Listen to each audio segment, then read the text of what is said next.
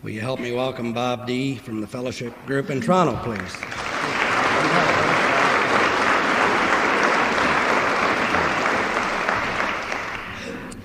I'm an alcoholic. My name is Bob. Hi, everyone. Thank you very much, Carl, for the introduction, and thanks very much, too, to the committee for inviting me to come along. Maya, I wish you well. I feel very comfortable with the theme of the day. I suppose any of us with a moment of reflection could call upon, without any hesitation at all, at least one turning point in our life, and perhaps many.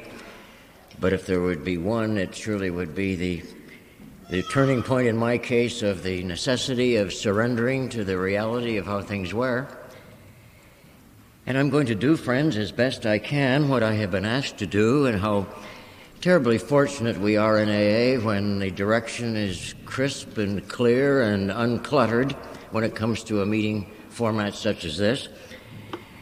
It completely sets aside any such opinion, attitude, ideal of what might be going on in the world out there, however important it may be to us as individuals, what it was like, what happened, and what it's like now. The very possible best approach, I think, from anyone's vantage point when they're asked to share of themselves. Looking about the hall, friends, I'm just delighted to recognize, if that's the word, so many that are not known to me personally, which speaks very, very well for the furtherance of AA. A fair assumption, I trust, would be that there'd be several in the hall who are reasonably new to AA. And I wish you well in that particular regard, and hasten to add my voice to those that went before me on the panels this morning that this is indeed a very, very good place to be. It certainly has been an excellent place for me to be. I'm mindful, ever so mindful, of this reality as well, and I say it with a profound sense of gratitude that I have spent over half of my life with you.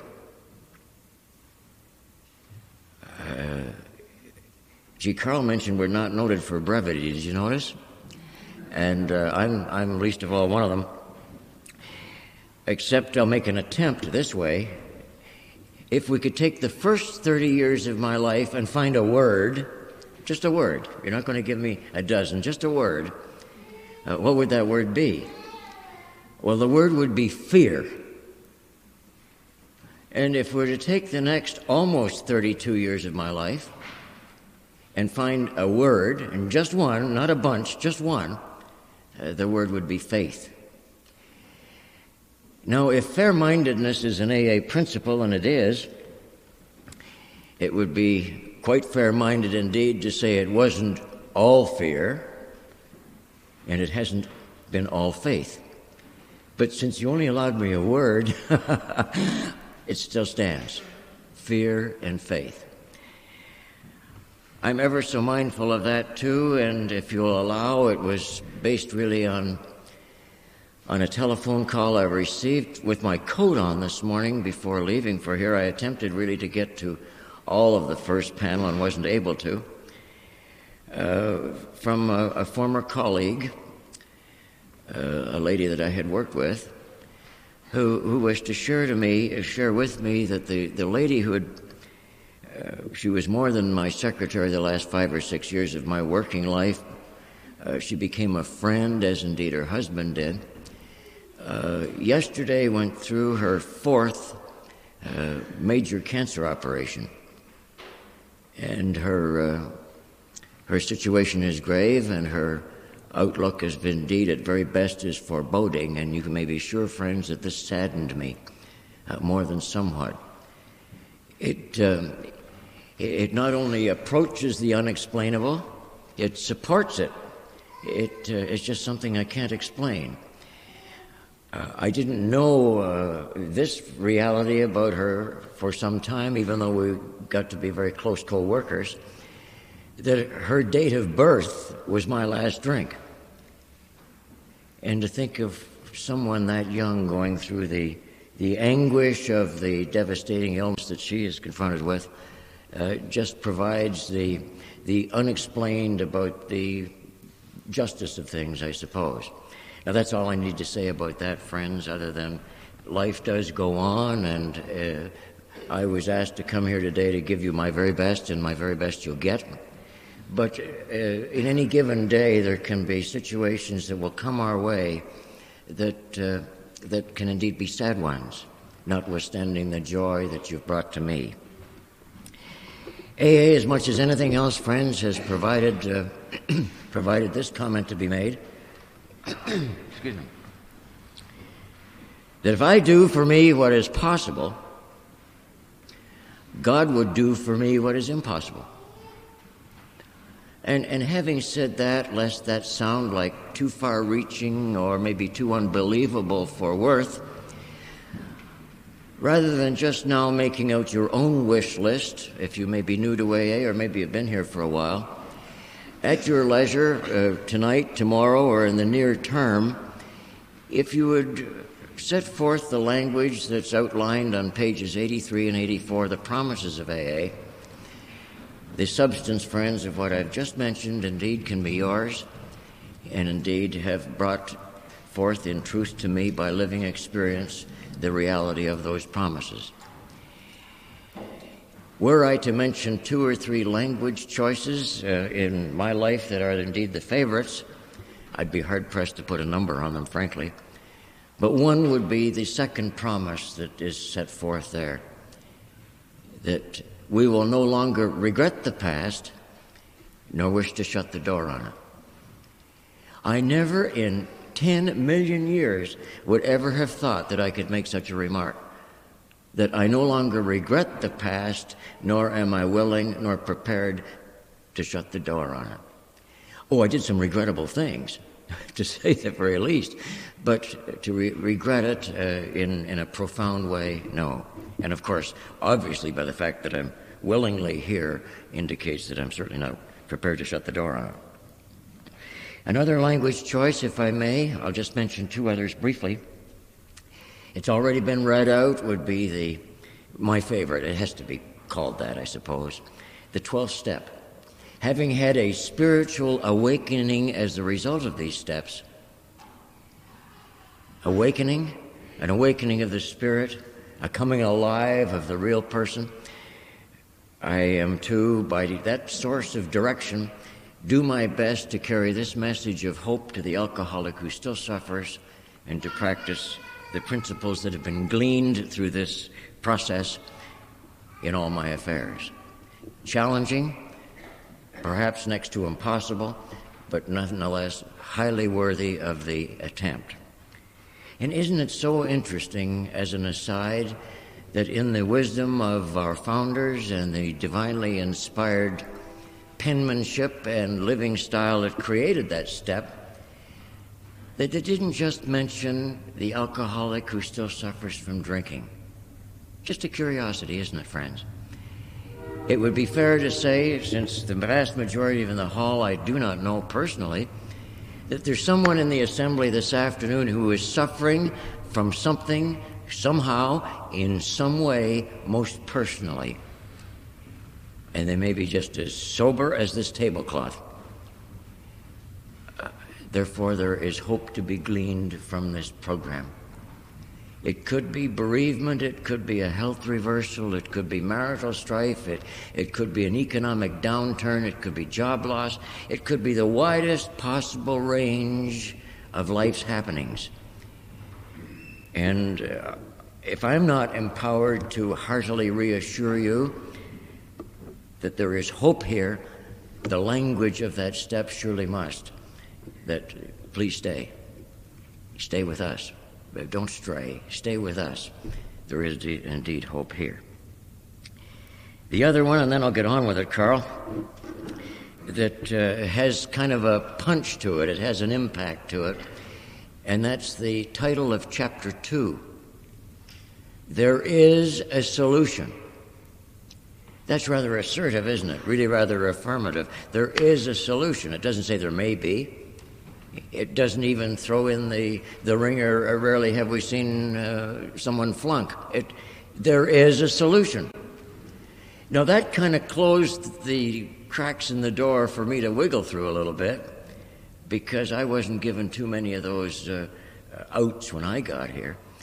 There is a solution, a very definite, a very positive, very upfront and brief kind of indication of what this is about.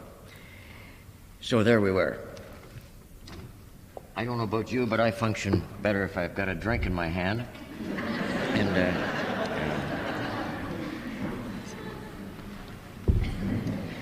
okay.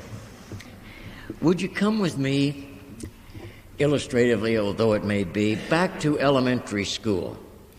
I know it must seem, from your vantage point, for me, 10,000 years ago, thereabouts, give or take a century. And there would be a teacher at the front of the room, more likely to be a she than a he, who would ask the class a question. And I knew everybody in the class. It would be maybe a third of the size of this assembly at most. I knew everybody there. We lived in the same place. We didn't move. You never heard of anybody moving to Calgary. I mean, you were there. Plop, you were there. And I guess we're just lucky to be where we were at that point. And she would ask the class a question and then do as I'm now doing, facing that direction, gradually turning her head thusly. And I would be sitting down there someplace. And as this would happen, I would be overtaken with a form of terror. I would. My heartbeat would accelerate. I'd blush ever so quickly. My face would light up to, in time, be a crimson red. My temples would pound, and I would be in that particular state, for the want of a better term, abject terror. And occasionally I would hear, given the circumstances, the two worst possible words, given the circumstances, that could ever fall out of anybody's mouth, given the circumstances: Bobby Dobson, my name. It was awful. It was bloody awful. And I don't know whether you've had that experience or not, but this terrible inadequacy, the ineptitude that I experienced. I'm sure my middle name was Failure. I don't think I've been christened Robert Failure, but it seemed that way. It was an awful, and I may have even known the answer to the question. It makes no sense. It did to me. It was an awful experience. More often than not, and sure numbers provided for this, she'd stop partway around and call your name. Well, that brought forth a reaction too, a very decided reaction. It was one of tremendous relief. I could just feel this tension almost flow out of my system. I dodged the bullet. And for the rest of my life, pre-AA, I was either at a state of abject terror or I had just dodged the bullet. I just didn't seem to be anywhere in between. Life was tough. I had a devil of a time just living, just coping with life. I hate to again, once more, Carl, pick up on your terms about brevity, but indeed I must. But I'll make another stab at it. Let's go through the first 17 or so years of my life. Shy, bashful, quiet, quick to blush, cross-eyed, skinny, and scared, and I wet the bed. No, if you can improve on that one sentence in 17 years, you're a better man than I, Magoo, and there we were. All I might ask, with little imagination, pour a couple of good stiff drinks into any one of those emotions, most particularly inadequacy, and very definitely the experience which was mine, perhaps it was yours too in some cases anyway, there was about me always, an anxious apartness. I was always anxious. I think I was born frightened. Always anxious. A born worrywart. Worry. And if I had absolutely nothing about this minute to worry about, give me about 3 seconds and I'll put on the big worry about something, maybe the tires are all flat. Maybe somebody's stolen the bloody thing. Worry, worry, worry. And apartness, I'm not even sure that's a word. It conveys what I'm saying, I'm sure, or meaning. Apartness. The eldest of 3 boys, delightful little neighborhood, good parents, I never felt a part of. I seemed to, there was a bridge of some kind. I couldn't explain it, and even more profound than that, I could never speak to the subject. I just didn't fit in. It just didn't fit in. And no one, to my knowledge, ever took me aside into the corner of a room, large or small, and said, I want you to get something through your head right now and get it straight and get it clear. You don't measure up, you know. You're a failure. I want you to realize that. Nobody did that. This was an emotional state of disarray, ill at ease, discomfort, disquietening, whatever the term is, would be the situation. And now we're going to put a couple of good stiff drinks into me. Great stuff. Great stuff. Curiously, though, isn't it, that the first time I drank, I got drunk, I blacked out, I got awfully sick, I felt like 9 miles of bad road, I was away from home, I was taken home, and I was put to bed. First time I drank. Something like 13 years later, I got awfully drunk, I blacked out, I got awfully sick, I was away from home, I was taken home, I was put to bed. Doesn't that sound an awful lot like the same? It could even be monotonous, couldn't it? But poles apart. It just sounds the same. They weren't the same at all. We admitted we were powerless over alcohol, that our lives had become unmanageable. I made perhaps a very genuine but feeble attempt at that the first time I drank. I'd never heard the words in my life until I got to AA. I was with a fellow who had been in the post-war Navy and was home on a leave, and he was a man of the world, and I was this skinny woebegone in the neighborhood, and we got drinking Captain Morgan's rum. I drank it like water. That's what resulted in that. So I admitted right then and there, in my solitude, that I was powerless over Captain Morgan's rum, which is a little different than alcohol. I just missed it. Just missed alcohol by a ton. But I now will learn how to drink. That even now, by reflection, doesn't seem like an absurd kind of notion. I didn't know how to drink, now I'll learn how to drink. That brings me a source of quiet amusement. Here I'm standing at an AA meeting, making some reference to learning how to drink. You can obviously tell by the happening that I wasn't terribly successful with that. But my best efforts were put forth. You know, I can remember, and please, friends, this isn't a commercial for Labatt's. I think they're really doing quite well without me, but I was to meet a buddy. His name was Mick. He had a great impact on my life to follow, from London, Ontario. And he was a beer drinker, totally a beer drinker. Well, in between some of my bouts with liquor, I'd drink beer, of course. And you know the brand of beer I bought? Brand of beer I drank? It was Labatt's, as mentioned. It was IPA. There's got to be somebody in the hall here today that remembers IPA. You know, IPA, as if it matters a whip, is India Pale Ale. But you know the motto on the other part of that label? What it was? A man's drink. Yeah, I did. I would sit in a booze can and I'd look at the bottle facing me with a man's drink. In the worst way, I wanted to be manly. I wanted to be macho. Did I ever want to be macho? I just... Careful here, I don't hurt myself. I wanted to be...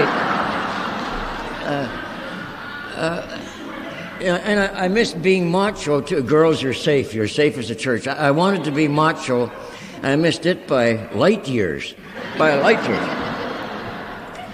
that's why I drank the stuff. I would never make such a declaration out loud, but there was the label facing me. And we're not here very, very, very long, perhaps even our first meeting or 2 or 3. And we'll hear about the illness of alcoholism, the disease of alcoholism. It's physical, it's mental, it's emotional, it's spiritual, it's economic, and in aggregate, it's disastrous. Absolutely disastrous. A man took a drink, and a drink took a man. And there isn't a lady in the hall who would be offended by that remark. It's terribly non-sexist. Of course it is. A person of character, of quality, of upbringing, of decency, of sensitivity, whose values, whatever they may have been, got mangled, distorted, overruled. That's what made me say that. A man took a drink, and a drink took a man.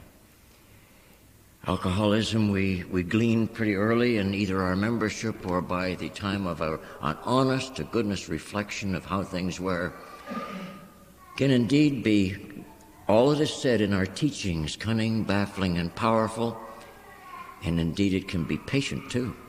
It can be very, very patient. There were many features about it that particularly baffled me, and I heard a doctor one time, a non-AA member, merely mentioned from a professional point of view, and I clearly am not one of those, but I believed what he was saying. It sort of sat comfortably with me. And an alcoholic is one perhaps who has an abnormal reaction to alcohol, and then in time, friends, has an abnormal dependency upon it. Well, I had both of those, an abnormal reaction to it. I was a skinny kid. I just was so thin. I weighed 106 pounds when I got to AA. 106 or 108, something like that. 98 of those pounds would have been dirt, and the other 8 would have been an enlarged liver, I think, really. But that's the way it was. But my abnormal reaction to alcohol in the early going, notwithstanding my first drinking experience, was the enormous capacity I had to drink. And that isn't bragging. Heavens, you're not going to brag about that. It was just extraordinary. Others would be falling by the table, and I would be still there. That was to dramatically change, I hasten to say, in years to follow. But that was an abnormal reaction. An abnormal reaction. And in time, there was an abnormal dependency. I can only pose the dependency to you in this fashion that Carl's left a water jug up here. I'll be gone before it is, by the way. Don't think I'm compelled to drink it all. That is a drink. Take my word for it. You can't see it. It's more full than empty, but that's a drink. One drink in one hand. Right? It is not. That's just what it looks like. A drink. As long as I drank, friends, this is exactly what was happening. Drinking this one, thinking the next one. Drinking this, thinking the next one. This looks like a drink. What was going on here that counted? The next one. The next one. Do I have it? Do you have it? Can we find it? Beg it. Borrow it. Steal it. So it just looks like a drink. Just looks like a drink. The next one. And I have sort of a half-baked idea this afternoon that those who reasonably could be defined as social drinkers don't think that way. A drink is a drink is a drink. Drinking this one, thinking the next one. And I would rather believe that in an AA assembly of this size that there are many of us who indeed could identify with that particular process. The active, disturbing, consuming disease of raging alcoholism, in my case, friends, could be defined by the application of one singular word. One word from what I just said. You know what that word is? More. More. I want more. Wouldn't say it out loud, perhaps, but more. That's what it was. Never enough. Never have had enough. More. Always more. And this indeed was the way of life that was to follow. I made reference to alcoholism. Of course I did. I must, frankly, in the name of honesty, make reference to a couple of other isms that were very much in place during my drinking. One was big mouthism. I had a terrible time with my mouth. I've got a tongue in my head, and I'm not one bit proud of this. I've got a tongue in my head that could rearrange this entirely assembly hall without you even moving a chair. I could just make it would be facing what, west instead of south or wherever it is we're looking. Just it's vile. It could be nasty. It could be mean-spirited. And whatever my deficiencies may be this afternoon, friends, being mean-spirited is not one of them. And I can honestly say that anywhere, any day, any time. It just isn't my nature. Have we not heard of the Jekyll-Hyde syndrome? Gee, when you're not drinking, you're an okay person. When you're drinking, you're absolutely impossible. Yeah, just impossible. And I heard I could set it to music so many times. I don't know why it is, but anywhere I ever go, I know exactly where the exit signs are. I know where the exit signs were before I was in here 5 minutes this morning. It's just, I can't help myself. I just know where the exit signs are. And in case I asked, ordered, or shoved, I know where I'm about to be headed, you know. And enough said about my big mouthism. Just the Jekyll-Hyde syndrome again. Different person. Just a different person. The other ism, which gave me all kinds of trouble too, was absenteeism. I just show up missing. Just vanish. Poof, vanish. I've got an employment record that looks like rabbit tracks in the snow out there. Really, I have. Where is he? I don't know where he is. He was here this morning, yes, but this is this afternoon, and. There are words that can cross my mind they're nothing short of blasphemous. They're just the worst possible words in the language called English. Just terrible words. And maybe I'll mention a couple of them. Monday. Monday. Isn't that a horrible word? Monday. If we were to say it all at once, we could rattle the rafters up there. You could see the flags wave. What? Monday. And there's money. Yeah. The Bank of Montreal. Yeah. Or the telephone would ring. This was before Bell Canada disconnected it. It's Seaboard Finance calling. Yeah. I haven't heard of them in a while. I don't know whether they're still in business or not. By the time I finished paying them back, they should have all taken early retirement, I suppose. But, oh, dear, I worked one time for Canada Bread for 2 days. No, I realize it's not a very long time. I might have to have you believe that I didn't like their pension plan, that their benefits package was a little shy of the mark, but I wouldn't touch that if I were you. I think I'd just leave that one alone, really. Never saw so much bread in all my life. This skinny, scared, cross-eyed woebegone worked diligently, I hasten to say, on the money. Never bread all over the place. Bread.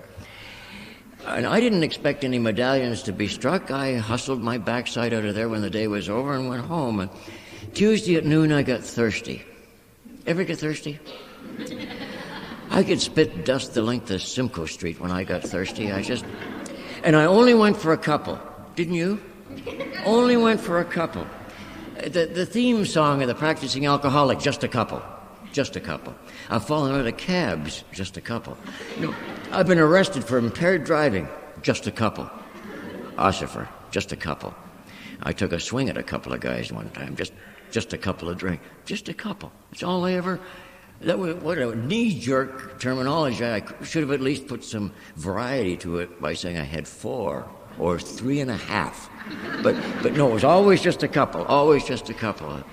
This is years and years and years and years before the fad of breakdancing came into play. But I did all kinds of breakdancing long before anybody ever heard of it. I can recall breakdancing from the cab to the front door to get some money to pay the fellow, and he wasn't overjoyed about this, I might add. Then I would breakdance back to pay him. And then, of course, there would be the encore, and that would be the break dance getting back into the house.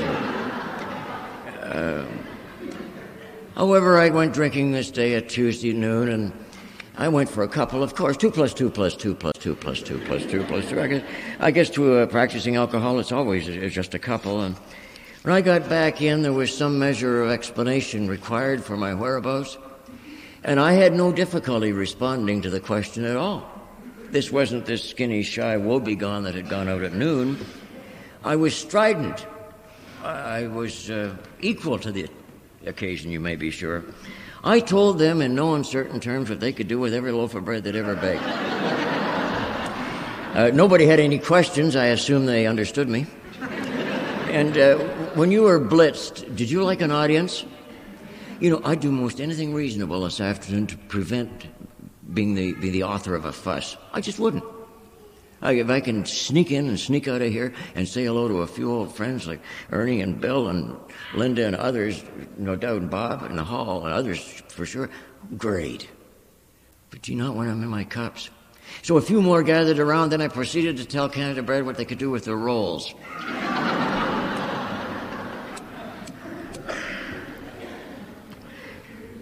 Now that I clearly was the center of attention, which I emphasize wouldn't be the normal me as such, more gathered. In no uncertain terms, I told Canada Bread what they could do with their muffins. I think it was the muffins that did me in. It was a delightful lunch that we had here a while back, and I didn't even see a muffin. And it just made me feel so good. This could be a long service watch were it not for those muffins. And I was exited from there. I'm going to put a stop to this. Exited from there the way I left your living room until you refused to have me over. A family home, meaning mother and then living a couple of brothers. Friends. I did have some friends at one time. Booze cans, beverage rooms, watering holes, identify them by what measure you will. Get out and stay out. Totally out of character. But I left Canada Bread the way I left all these various other places and situations. In some cases with someone on either side of me lifting me up. They didn't have to go to a fitness class to manage it either. They just lift me up and hoist me towards the exit signs. And with the edict, get out and stay out. I've been barred from the Canada House for life. The motto is well known to you. I don't know why someone hasn't taken a hammer to that joint, but it's there as a periodic reminder to me that I was barred for life from that place. I was drinking there on a Saturday night. Now, isn't that just a sweetheart of a place to spend a Saturday evening? And I got cut off. I don't think offhand there's an indignity that I can speak about that has the knife edge to it that goes right through your heart than to be cut off. You're off. And it hurts, doesn't it? It really smarts. Well, old Jake cut me off, and after all, I was a customer. I'd even threatened to take my business to the Beresford, and he wasn't overwhelmed by that idea. And in fact, he was quite underwhelmed. He merely asked me to leave, and then he told me to leave. I don't know whether you come out at times when you are drinking with these Churchillian comments or not. I used to. Muscle mouth. Only place I got muscles. And put my chair up against the wall, and I said, Jake, it'll take you and the British 8th Army to get me out of this chair. Well, it's only fair for me to presume that maybe the British 8th Army was busy that night because Jake looked after it all by himself. Yep, all by himself.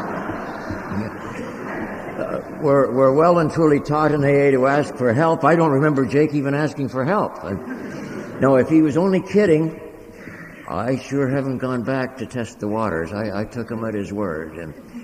And you know, that's more than enough, Carl, about the kinds of happenings that would be evidenced.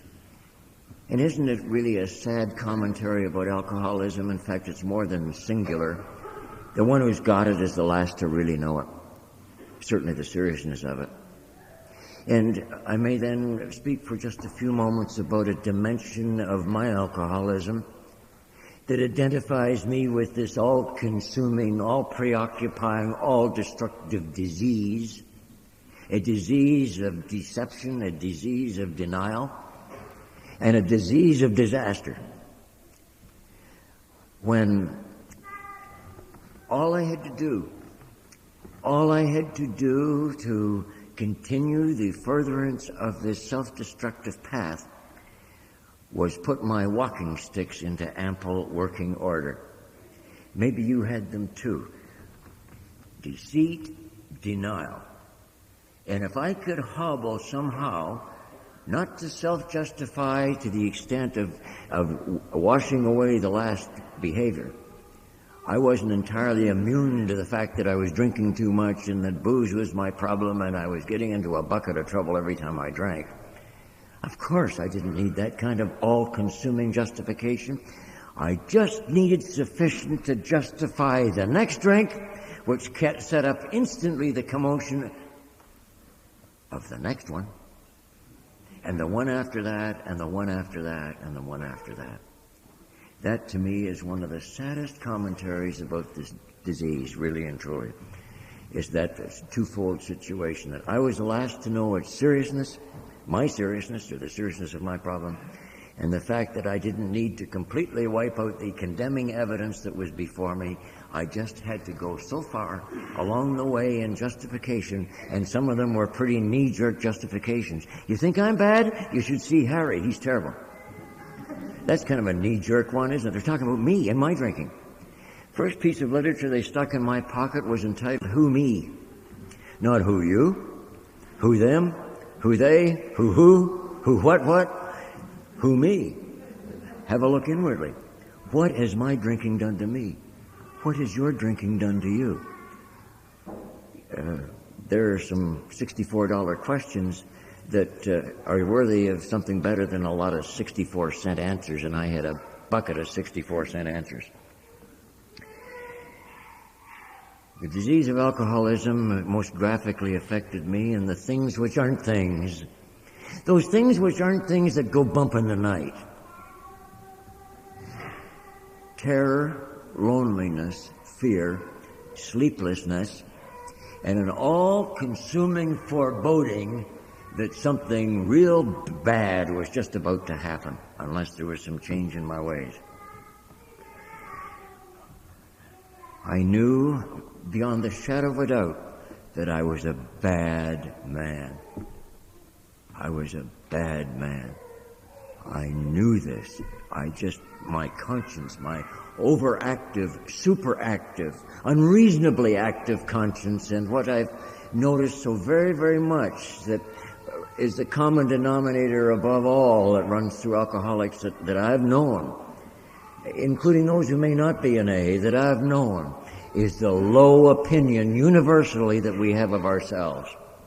Our level of self-esteem is way down there somewhere, whether we're old or young, girl, fellow, fat, skinny, bald, hairy, whatever. It runs the complete cross-section of us all. It would seem to me, friends, unless I've misassessed this, that low opinion of self-worth. And indeed, mine was very much in place. May I ask a question, not inviting an answer? And will attempt to, of course, answer it in my own way. The question is a rather pointed one. It's one that has some sting to it, really. And the question, friends, is thusly: how are things on the inside? Now, really, really, how are things really on the inside? I respect you too much, now or even afterwards, to invite an answer of that question from you. That's not fair. And above all, AA is fair. But of myself, I asked the question, and my answer would be absolutely awful. Just terrible. And none of them related to anything that I've mentioned. Every one of those things are true. I mention them because there may be somebody here this afternoon that's reasonably new to AA. Those that have known me for a ton of years have heard it all before, and they could tell the story for me, and on and on and on we go that way. The disease of the soul. The sickness of the soul. How are things on the inside? Absolutely dreadful. The conscience of wrongdoing, the hurt that I inflicted upon the innocent was just something that I found absolutely unbearable. Just unbearable. I so often, in fact, almost always tell the story of a 4-year-old son. I just love that boy. I just love him. And I made a promise. It happened to be Halloween. It could be any other time of the year, really. It happened to be Halloween. I was sober that day. I wasn't drunk every day. None of us were every day. Phoned home, a 4-year-old boy's voice came on the phone, and he reasonably was excited. Daddy was going to be a daddy. I suppose that's acceptable. That I'd be home, he'd be dressed as a pirate or whatever, and be up this street and down that street. There'd be candy apples and candy kisses and great fun. Something I really wanted to do. I wasn't looking for any compliments, and I wasn't coerced into doing this. It was just something I really wanted to do, and I didn't make it. The point of the story, I didn't make it. I stopped by for a couple. But I come home, not blacked out. Could anybody here give me one good reason this afternoon, friends, why you and I should grow old worrying about our blackouts? If that isn't an exercise in folly, I don't know what is. And it's not a cop-out either. I'm here for what I remember, aren't you? Certainly I'm here for what I remember. Should there be a revelation of some misdemeanor on my part that I have no recollection of, I am quite and thoroughly prepared to put the exercise of the principle of restitution into place, and that's step 9. Of course I am. Even if it could mean nothing more than a profound and sincere apology, because I am truly sorry for the hurt or the harm that situation may have created. So I'm here for what I remember, and I do recall this. We're living in a flat here in Oshawa. And boy, was it flat. It was flatter than flat. In fact, it was the flattest flat that we've been flatly living in. Flatly. It was, I was sober 2 or 3 years, and they tore the place down. That's how flat it was. But it does reveal this to me. A beam of light, not very bright, you can appreciate it. Goodness knows what time of the night. Into his bedroom. And there are 3 tear stains. 2 up here about the cheekbone, the one in the middle about the jawbone, more dry than wet, where an innocent had cried himself to sleep because of me. And I couldn't handle that, friends. I just couldn't handle that. It terrorized me. It's called an unspeakable. Do you have unspeakables? Gee, I sure did. I probably had hundreds of them, but we'll stay with this one. That's an unspeakable. Could I speak to a spouse about that in the morning? Well, that's absurd. I was in enough trouble as I was. That's ridiculous. A then living couple of brothers, that's just about as ridiculous. Go to work the next morning and maybe speak with a colleague or 2 or 3, an Ernie or a Bill or a Carl or a Bob or somebody. I'm hurting. I'm in a bucket of deep trouble. And here then is the situation. No, I couldn't do that either. No, one's first reaction to that, being in AA and sitting at discussion room tables and having been implored to pursue these steps with a diligence and a daily renewal by way of exercise and practice, the deficiency for most of us duly acknowledged is pride, isn't it? Pride. Hard-nosed, stinking, inflexible, straight-ahead, concrete-headed pride. And count me in. And one could reasonably think, and not without some justification, that that's why I couldn't reveal this pain to anyone. But that's only part of the reason. Do you know the real reason, friends? Shame. The shame of it all. Shame, shame, shame. I never took a drink in my life to break anybody's heart. And at the risk of being glib-tongued, please, I'm of the convinced view that neither did you. Neither did you. Any conversation or opinion to the contrary, friends, that this was willful or deliberate, I honestly and flatly reject out of hand as abject balderdash. I just can't believe it. That any of us sitting in a hall like this deliberately and willfully took a drink to break a heart.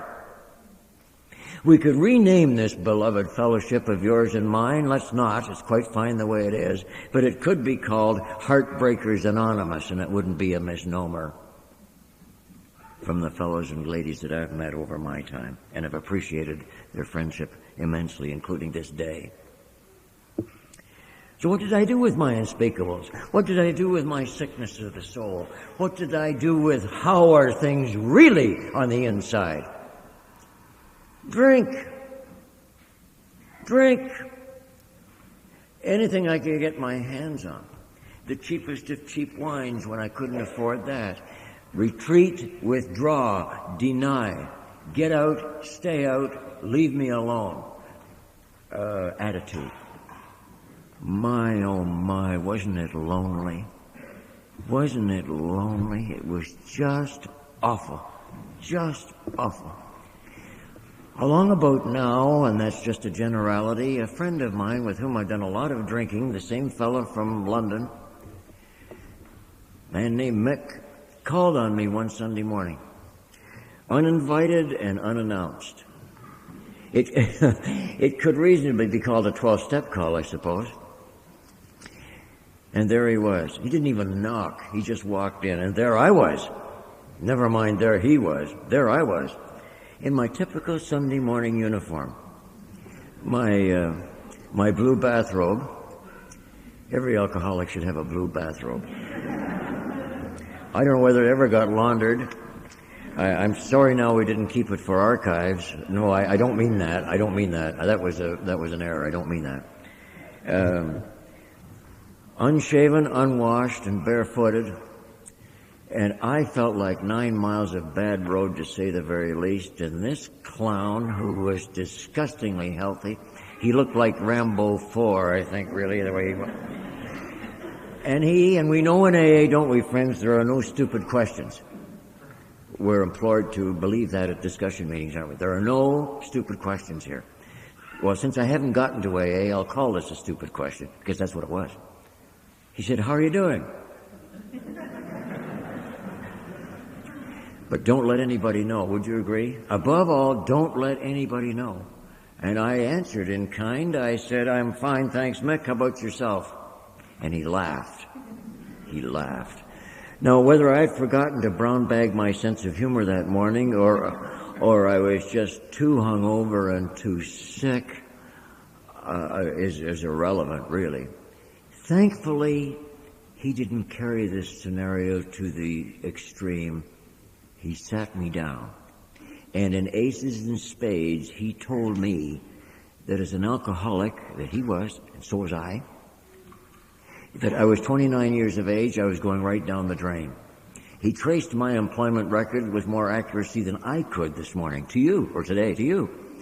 And he set forth the litany of disasters that I've been going through. And I had no choice, really, but sit there and listen to him. He was 205 pounds of good health, and I was 106 pounds of bones. Finally, and those are but the only conditions I would listen. I was a lousy listener. Just wouldn't listen to anybody, really. But I did to him that morning, and he said, "You know exactly what I've been doing for the last 3 months. I've been going to AA, and I'm sober, and I'd like you to come with me." And do you know what I said? Sure. And he did exactly what I'm going to do, precisely this. He went like that, and he said, "Great, get your pants on. You don't even have to shave. There's a meeting that starts in an hour's time. We're in time for coffee. Well, I hadn't really quite thought that this new adventure would be foisted upon me quite that quickly. So I then proceeded to tell Mick to do with AA exactly what I told Canada Bread to do with the muffins. And to his credit, he didn't stand around and listen to any more of this oral abuse at all. He just left. Now, for all practical benchmark purposes, this is a failed 12-step call. But you and I both know, if we've been in AA in even a little while, there's no such thing as a failed 12-step call. It may have that perception, but it's only a perception for now. No point in mentioning anything more about my drinking at all for the next year and a half, thereabouts. A year and a half. And isn't it, friends, simply wonderful? I rejoice in this reality. I rejoice in this today. I just think it's simply marvelous. My heart warms to this. It's beautiful that we don't have to be sober in AA 10,000 years before we can help somebody. Here was a member of AA sober 3 months who had something to say to me when I wasn't just damp, I was soaking wet. He called on me. And he didn't wait for a phone to ring. He was a friend, yes. He wasn't out soliciting members throughout the neighborhood. I was a friend he felt was in trouble. So we needn't always, with flair and ceremony, stand upon the rather believable notion that wait till we get a call for help before we, on occasion, if we're selective, can take a stand and be helpful to somebody who, in our view, by the evidence at hand, is in deep, deep trouble. That year to follow can only be summed up in one word: hell. I refuse to talk about it. There's nothing about me that's either personal or confidential now or any other day, really, but that's pointless. No need to it at all. Buying sickness, living in a hell. On a particular day, and I'm mindful of this every day because I renew my membership with you on a daily basis, it's really rather a pleasant exercise. It isn't quite as matter of fact as going through the getting ready for the day motions or notions. I think about it. That by the grace of God that particular day, it surely wasn't by any deliberate course of action set forth, having been well and truly thought out by me. I was unemployed, unemployable. I was 30 years of age. I had gotten drunk, terribly drunk, and I dialed his number. Ever drink yourself sober? Isn't it a horrible experience? Just absolutely a wretched experience. I couldn't walk. I couldn't talk. Not straight anyway. I was in a terrible state, but up here there was clarity. I knew where I was. I knew what was happening. I couldn't get drunk. I couldn't escape. My oblivion, albeit sought, wasn't being realized. I dialed his number. My parting comment to him a year the prior March was, as he got in his car, do you ever come up with these Churchillian kind of remarks? I did. I said, Mick, it'll be the frosty Friday before you ever get me into AA. This is after telling him what to do with this.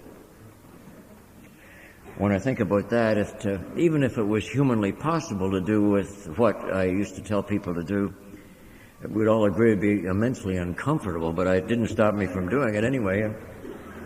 I said to him just that. Well, I guess I had forgotten. It happened to be a Friday. I dialed his number. I knew that he met Friday nights. I got to my first AA meeting that night drunk. I think about that in most grateful terms because I really had little to do with my getting here. If I ever, friends, for one fleeting moment got all wrapped up or consumed with my own sense of magnificence or worth, I just have to think that far, how I got to you, drunk. And if that isn't sufficient, why don't I quite say out loud my singular thought upon entry to my first AA meeting? Good God, as if I'm not in enough trouble, now look what I've gone and done. I got drunk and I'm at AA. There's your new client. There's your new client. The meeting went on, the chair chaired, people read stuff, the speaker spoke, He went on and on and on and on and on. And God, was I sick. I thought the thing would never end. Maybe you're thinking the same thing today. It would never end. It just went on and on and on, and I haven't a bad negative thought about AA at all. Bear in mind how I was feeling. Just terribly, terribly sick. Eventually, they do get over, This will end, eventually. And I was taken aside. Taken aside. Now, I know the difference between being taken aside and put aside. There's a world of difference, really. Taken aside. Up here came a lighted cigarette from somebody, rather kind. Over here came a half-full cup of coffee, half full, with some very reassuring words, "Don't worry if you spill it." Well, I hadn't always heard that before either. Anybody here remember Bowles lunch? God, I've been barred from Bowles. I just put out a Bowles lunch, and that's about the worst thing that can happen to anybody. It was a non-licensed, it was my personalized detox center. They never closed. And I would go in there with the realization that I hadn't eaten for 4 or 5 days, and I would try and have something to eat. And from then until this very day, I'm still not on very good terms with sunny-side-up eggs. I'm not. No. Those 2 yellow eyes look up at me, and I look down at those 2 yellow eyes, and I think, no, I don't think we're going to make it, so we'll have them over. And that's gone on all my life. There I was. Then for me, friends, that night I heard the message of Alcoholics Anonymous. It's with a profoundly grateful heart that I make this acknowledgement. I really and truly do. Where would I be this afternoon if somebody had said to me, "Bobby, what you really need is my version in depth of what the 6th step really means"? Oh, mercy. Whatever would have happened? But when I, for me, that night heard the message of AA with 2 taps on the shoulder and a voice over here whose identity I do not know, saying thusly, "You're going to be okay, I didn't scoff.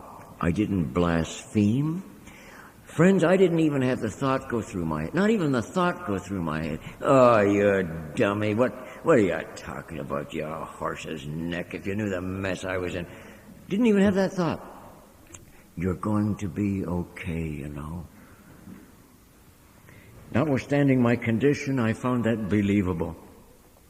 I was the recipient, friends. I was the benefactor of AA's most glowingly practiced, most persistently practiced principle. Then, July 17th, 1958, the day of my last drink, and this particular day, March 3rd, 1990, and it's still in place. The practiced principle of compassion by our fellows. You knew how I felt. I knew that you knew how I felt. Isn't that intuitive? From alcoholics, one to the other. Hence, the setting aside of any negatives on my part, or blasphemy, or bad language, what I was indeed capable of, etc. That, to me, was the message of AA. Well and truly carried, fitting for the circumstances, mine at the moment, drunk and sick and alone and afraid and sleepless and unemployed, ravaged by the raging disease of active and terminal alcoholism. In spades, just that. I was too sick Saturday to go anywhere. I had hair then, it hurt. I'm sure my earlobe shook. Oh, was I sick. Sunday, I was at a meeting, and I've been coming ever since. And I made mention to the over half of my life having been spent with you. And my, how fortunate I am. I have truly, but truly, friends, walked on the backs of giants. Giants of men and women who gave of me their most precious gift, that of time. The next most precious gift, their experience, freely and openly and benevolently shared. And having done that, I was given the benefit of their urging that I do my very best, put forth my best efforts to clear away the wreckage of the past. They seem to be talking about this endlessly. They weren't talking about it endlessly at all. It's how I was receiving it. But even I could understand in my very early days that the unattended wreckage of the past is going to be the wreckage of the present. And one doesn't have to be a rocket scientist to realize today that the unattended wreckage of this present will be the wreckage of tomorrow. And I took you at your word, and indeed you were so correct as you have been along the way in most vital things. My sponsor was an Oshawa fellow, known to several in the hall and known, I'm sure, by others by reputation, the late Dave Thompson, a man I deeply loved and a man I deeply owe a great deal to. It would just be impossible, and Ernie, dear friend, would attest to this in an instant, to travel with that man any time and not feel at least a little better about yourself than before you fell into the car. My whole life tonight, through the course of tomorrow, related singularly to what he had said after the meeting tonight when he dropped me off home as to what time he'd be picking me up tomorrow night. Too full of fear to go outside, too afraid of the sunshine, wouldn't dare go out in the dark. Fear, preoccupied with fear. There's a chapter in the book that, apart from his drinking background, his recovery process is identical. The man who conquered fear, the founder of AA in Detroit. He was too afraid to go outside, couldn't go outside, and neither could I. You can come back, you know. Oh, yes, you can. You can come back if you haven't gotten that far down, or if you've gone further down. You can come back. Let me be assertive and abundantly clear on that. There is a solution. I reasonably must make reference to him in another way or two, my old man, a man of monumental generosity, enormous compassion, and a fellow who had an abiding love for this program and its peoples. Because really, friends, AA isn't all that complicated. Not really. What is it? It's people, it's a program, and it's a prayer. Kind of in that order for me. I suppose you could reverse them or commingle them. People. I was asked by a brother of mine 3 weeks after I came to AA, what was there about AA that I liked the most? And I answered him without a moment's hesitation by saying, you know what I like the most? The looks on the members' faces. And I'm not too sure that that was a bad answer at all. I might even be inclined to respond that way again today with a few add-ons to that. Couldn't buy, beg, borrow, or steal a job, naturally because of this employment record. When you're 30 years of age, it's awfully hard to bury about 8 years' worth of employment, you'd agree. Poor Dave, for those of you who didn't know him, he had a speech impediment. He stuttered all the time. And Dave said to me one day, and Ernie and I were talking about this over lunch, poor Dave, he said, what you need is a job. And I had an employment application with me, and I had no success at all. And at his kitchen table, he said to me, by reaching for the yellow pages of the phone book, where would you like to have worked? And from the yellow pages, we constructed an employment application on my past history, all of it false, of course. The only thing about it that was accurate was my name and my date of birth. Even the address was incorrect. And you know, I got the job. I actually got the job. And when I spoke to him about getting the job, he responded thusly by saying, after this, we get honest, okay? And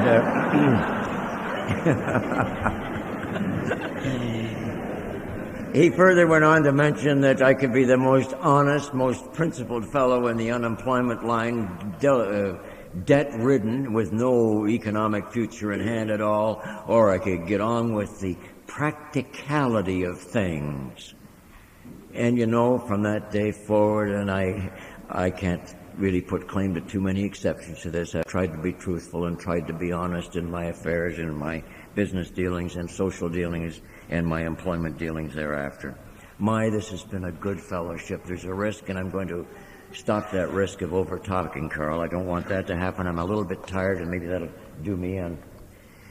But should we go back to the tear stains for a moment? 4 years old, broken heart. I was in AA, or rather he was 6 when I got to AA. 2 years later, a day at a time, of course, I'd already been asked the only question in AA I've ever been asked of substance, of real substance. I've only ever been asked really only just one question. Could I, with help, stay away from one drink for one day? Well, I didn't even hesitate. I said, sure I can. Not with the enthusiasm I just did now, but yeah, I could. Too sick to drink, too broke to drink, too locked up to drink, too cussed to drink. Ever have cussed sobriety? I won't drink today. If hell descends upon, and I wouldn't. It's not the kind of sobriety I encourage nor do I welcome, but I won't drink today. I got a birthday card from him. He was now 8. I'd been with you 2 years, and the precise language of that birthday card was thusly: to the greatest dad in the whole world. Think about that for a moment. Unspeakable. Sickness of the soul, tear stains, broken hearts anonymous, to the greatest dad in the whole world. Frankly, friends, I was bereft, absolutely bereft, to aptly thank you for what you've done for me by that singular experience, never mind all the other things to follow.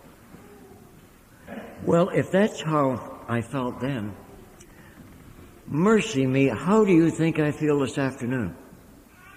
He was 37 years old last August, or 38 this August, take your choice, and hasn't changed his mind. He too called me this morning. Just by the way, chat, it doesn't amount to a roll of beans. It was just, I say a roll of beans, meaning the conversation didn't have any particular depth to it, just how are you doing? How are you doing? You knew you'd been out of town a couple of days this week, and how are you? Alcoholics Anonymous, its peoples, its program, and its prayers. Pointed me through the application of daily renewal and a rigorous attention to the genuinely honest effort to practice these principles in my daily affairs. Did I not already mention, if I do for me what is possible, God would do for me what was impossible? I think I did, didn't I? Removing this compelling, obsessive compulsion to drink, to self-destruct, to bad mouth, to be mean-spirited. Bring the whole bloody thing down. It's all right with me. Yeah, can't hurt me. I don't know. Was that a Chicago Blackhawk or Detroit Red Wing? After last night's hockey game, I feed the whole wall, I guess. But there we are. The message of AA, friends, that too isn't complex. The message of AA, sure there's a message here. By all means, there's a message here. And in my language, just for your consideration, that's all it is.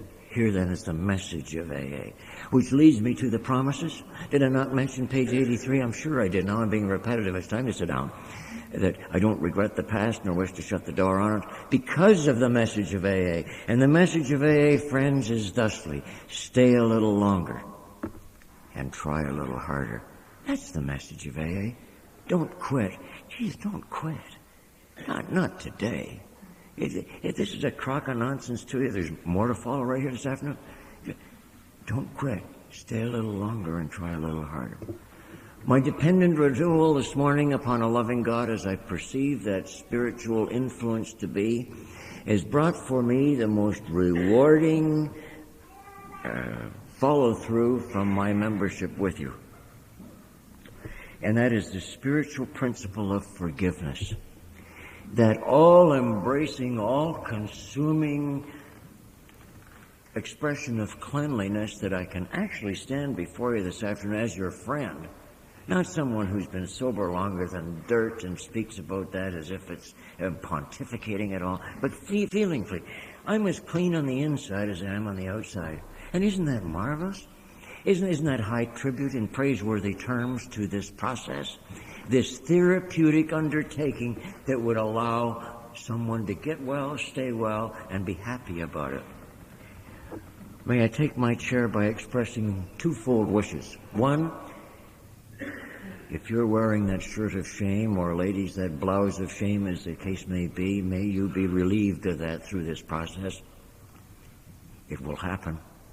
You'll feel good about yourself. You'll feel good about Alcoholics Anonymous. You'll be feeling good about life. And you'll be feeling good about a God of your understanding that would relieve you of this obsession and set forth a set of dimensions that, had they sat me down when I was new, I would have registered shock, dismay, and disbelief. But the promises have all been realized or are in the continuing process of realization. And the other wish, too, friends, which is all-inclusive, including a couple of dear friends in here who've known me for years and years and years. Nobody's excluded from this, and I hasten to say, may God's richest blessings, may God's richest, most happy blessings be heaped upon each and every one of you, because you are deserving of nothing less than just that. Thanks very much, Carl.